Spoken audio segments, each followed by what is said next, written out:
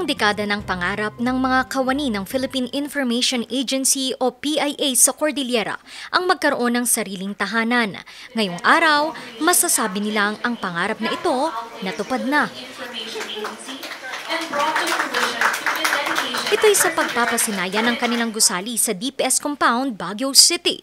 Kwento ni PIA CAR Regional Director Helen Tibaldo, sa loob ng 35 taon, nagpalipat-lipat ang kanilang opisina sa 7 inuupahang mga gusali. Ang bago nila ngayong tahanan, target na gawing Information and Communication Hub at Training Center para sa mga nais maging mamamahayag. Dinaluhan ang pagbubukas ng PIA CAR Building ni PIA Director General Joel Torres.